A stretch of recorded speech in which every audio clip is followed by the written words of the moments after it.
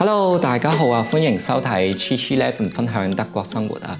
唔知大家咧有冇睇過我之前 post 嘅一條影片，叫做離開英國而選擇嚟到德國咧？我嘅過去嘅幾年啦嚇，咁我就係有住過英國嘅。咁我而家咧就已經定居咗喺德國啦。啱啱嚟德國嘅時候咧，有好多嘢好唔習慣。咁我呢一條影片咧，就想首先同大家講喺德國有啲咩令我覺得唔習慣嘅地方。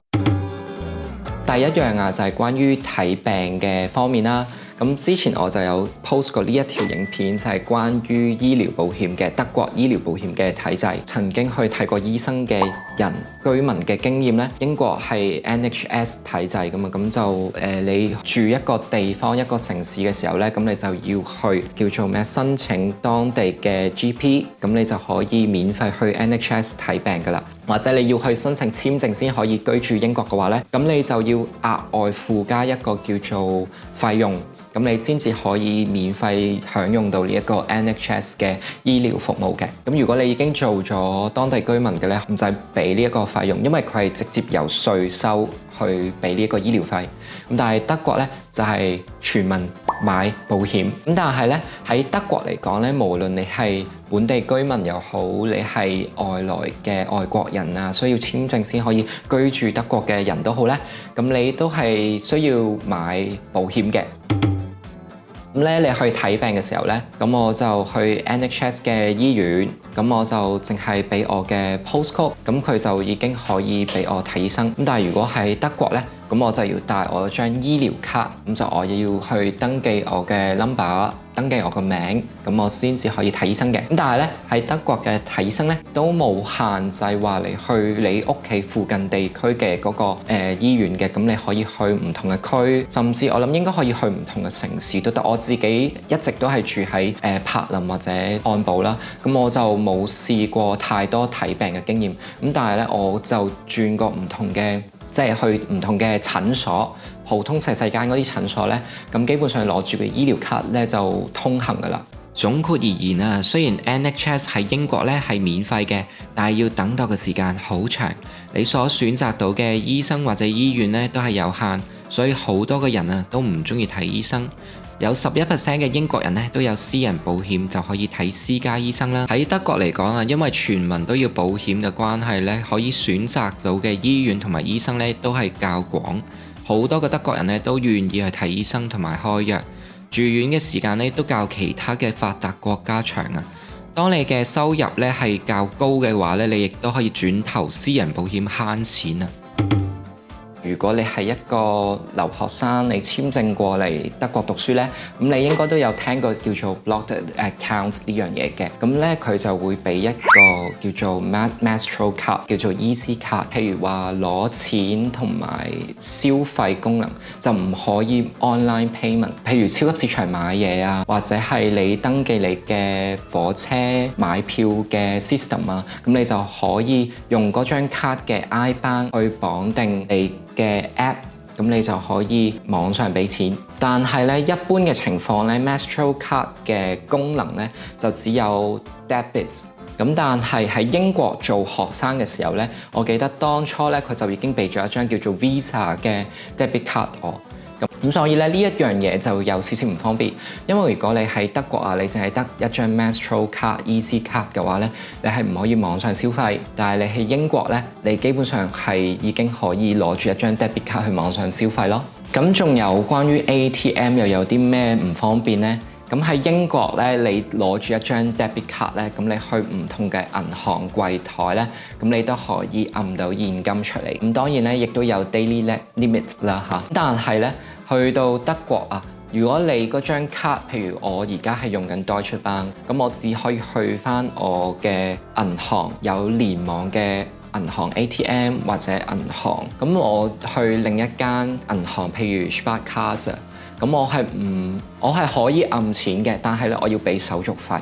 唔知大家有冇一啲海外消費嘅經歷，即係譬如話嚟到德國去 ATM 揞錢嘅問題，咁大家都可以喺下邊留言寫低你嘅經歷。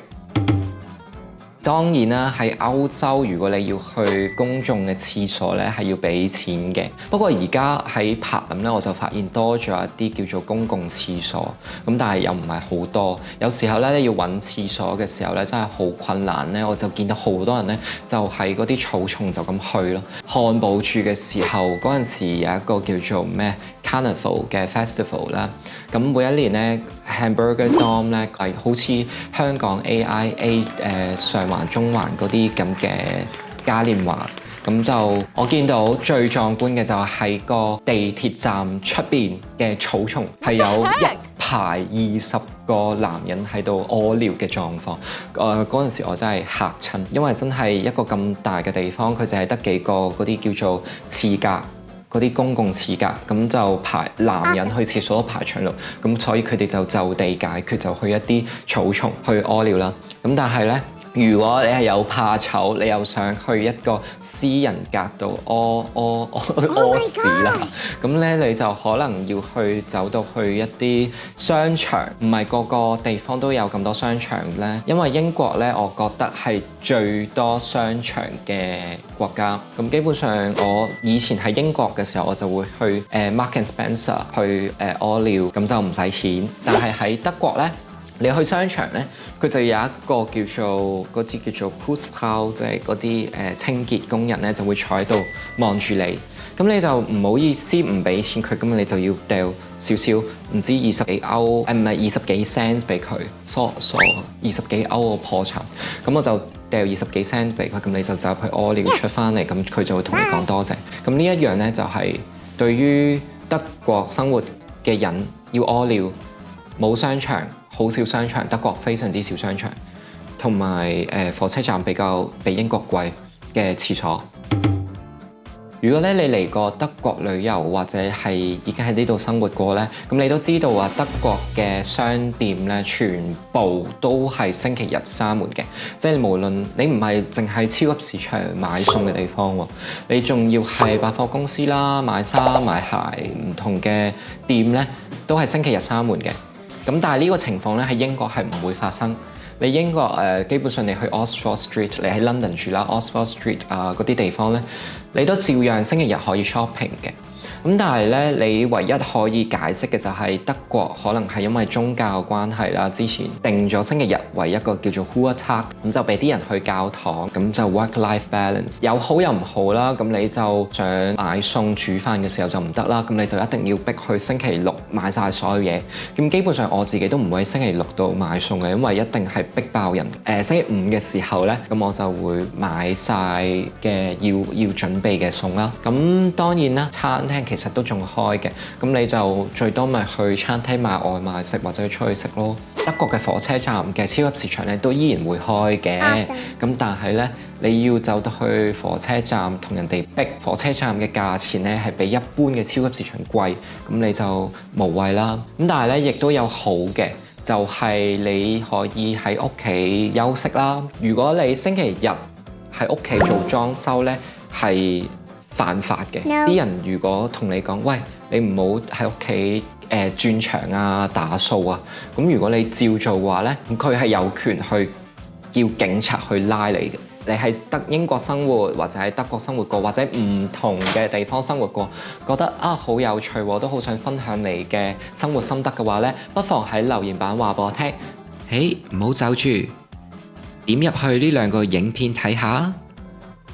呢兩個影片可以幫助到你了解更加多德國生活嘅嘢，同埋 subscribe 埋我嘅 channel，咁就唔會錯過每次精彩嘅內容啦。